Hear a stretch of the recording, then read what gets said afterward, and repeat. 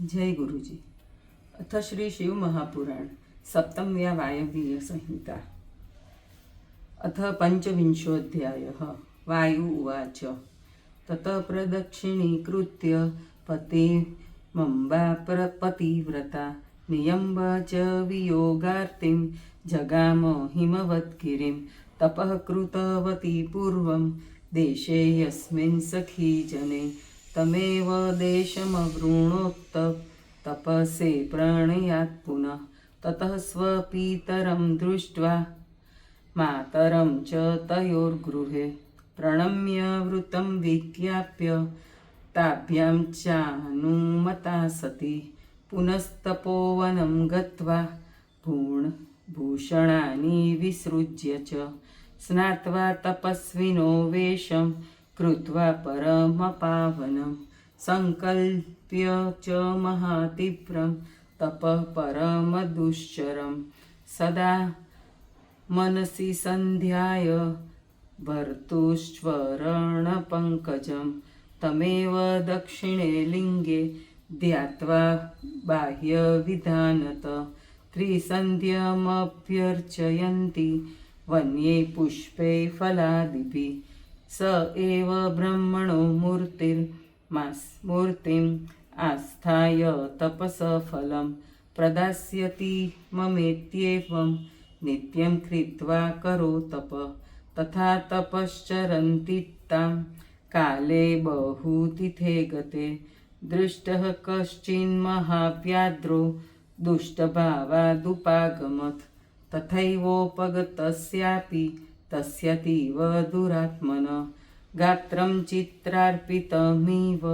स्तब्धं तस्या सकाशत तं दृष्ट्वापि तथा व्याघ्रं दुष्टभावादुपागतं न पृथग्जन्मदेवी स्वभावेन विविच्यते स तु विष्ठम्बधर्वाङ्गो सर्वाङ्गो बुभुक्षा परिपीडित ममामीशं ततो नाट्य इति मत्वा निरन्तरं निरीक्ष्यमाण सतं देवी अमेव तदानिशम् अतिष्ठदग्रतस्तस्य उपासनमिवाचरत् देव्याश्च हृदये नित्यं ममैवायमुपासक त्राता च दुष्टसद्वेभ्य इति प्रववृते कृपा तस्या एव कृपायोगात् सत्यो नष्टमलत्रय बभूव सहसा व्याघ्रो देवीं च बुबुधे तदा न्यवर्तत बुभुक्षा तस्यास्तब्धं तथा दौरात्म्यं जन्मसिद्धं च तृप्तिश्च समजायत तदा परमभावेन ज्ञात्वा कार्तार्थ्यमात्मनः सत्योपासक एवैष सिषेवे परमेश्वरीं दुष्टानामपि सत्त्वानां तथान्येषां दुरात्मनां स एव द्रावको भूत्वा विचचार तपोवने तपश्च ववृधे देव्यास्तीव्रं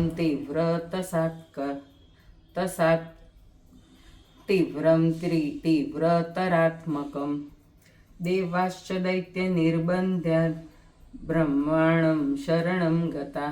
चक्रुर्निर्वेदनं देवा स्वदुःखल्यारिपीडनात् यथा च ददतु शुम्भं निशुम्भो वरसन्मदात् सोऽपि श्रुत्वा विधिर्दुःखं सुराणां कृपयान्वित आसीदैत्यवधायैव स्मृत्वा हेत्वाश्रया कथां सामरप्रार्थितो ब्रह्मा ययौ देव्यास्तपोवनं संस्मरन्मनसादेव दुःखमोक्षं स्वयत्नत ददर्श च सुरश्रेष्ठ श्रेष्ठे तपसि निष्ठितां प्रतिष्ठामीव विश्वस्य भवानीं परमेश्वरीं रराम चास्य जगतो मातरं स्वस्य वै हरे रुद्रस्य च भार्यामद्रीश्वरात्मजान् ब्रह्माणमागतं दृष्ट्वा देवी देवगणैः सह अर्घ्यं तदहं दत्त्वा मै स्वागतार्थैरुपाचरत् तां च प्रत्युपचारोक्तिं पुरस्कृत्याभिनन्द्य च पप्रच्छ तपसो हेतुं जानत्रीनिवं पद्मज ब्रह्म उवाच तीव्रेण तपसानेन देव्या किमिह साध्यते तपफलानां सर्वेषां त्वदधीना हि सिद्ध्यय यश्चैव जगता भर्ता तमेव परमेश्वरं भर्तारमात्मना प्राप्य प्राप्तश्च तपसः फलम् अथवा क्रीडाविलसितं तव इदं तु चित्रं देवस्य विरहं सहसे कथं देव उवाच सर्गादो भवतो देवा उत्पत्ति श्रूयते यदा तदा प्रजानां प्रथमस्त्वं मे प्रथमच सुत यदा पुनः प्रजावृत्तिये ललाटात्ववतो भव उत्पन्नो भूतदा त्वं मे गुरुस्व शूरभावत यदा भवद्रिन्द्रस्ते पुत्रो मम पिता स्वयं तदा पितामहस्त्वं मे जातो लोकपितामह तविदृश्यस्य भवतो लोकयात्रा विद्यायिनः वृत्तमन्तपुरे भर्त्र कथयिष्ये कथं पुनः किमत्र बहुना देहे यश्वायं मम कालिमा त्वक्त्वा सत्त्वविधानेन गौरी भवितुमुत्सहे ब्रह्म उवाच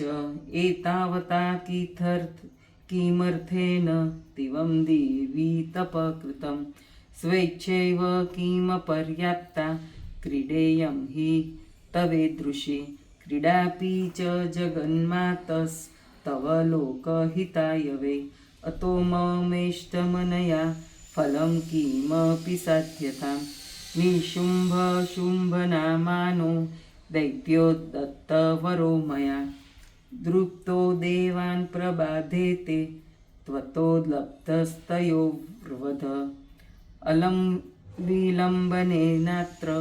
त्वं क्षणेन स्थिरा भव शक्तिर्विसृज्यमानाद्य तयोर्मृत्युर्भविष्यति ब्रह्मणाभ्यर्थिता चैव देवी गिरिवरात्मजा त्वकोशं सहसोत्सृज्य गौरी सा समजायत सा त्वक्रोशात्मनोत्सृष्टा कौशिकी नाम नामत काली कालाम्बुदप्रख्या कन्यका समपद्यत सा तु मायात्मिका शक्तिर्योगनिद्रा च वैष्णवी शङ्खचक्रत्रिशूलादि सायुध्याष्टमहाभुजा सौम्या घोरा च मिश्रा च त्रिनेत्रा चन्द्रशेखरा अजातपुंस्पर्शरतिर्दृश्या चातिसुन्दरी दत्ता च ब्रह्मणे देव्या शक्तिरेषा सनातनी निशुम्भस्य च शुम्भस्य निहन्त्री दैत्यसिंहयो ब्रह्मणापि प्रहष्टेन तस्यै परमशक्तये प्रबलकेसरी दत्तो वाहनत्वे समागत विन्ध्ये च वसतिं तस्या पूजामासवपूर्वकै मासैर्मत्सर्यैरपूर्पेश्च निर्वत्यासौ समादिशत् सा चैव सम्मता शक्तिर्ब्रह्मणो विश्वकर्मण प्रणम्य मातरं गौरीं ब्रह्माणं चानुपूर्वश शक्तिभिश्चापि तुल्याभिः स्वात्मजाभिरनेकश परिताप्रययो विन्ध्यं दैत्येन्द्रो हन्तुमुद्यता निहतौ च तया तत्र समरे दैत्यपुङ्गवो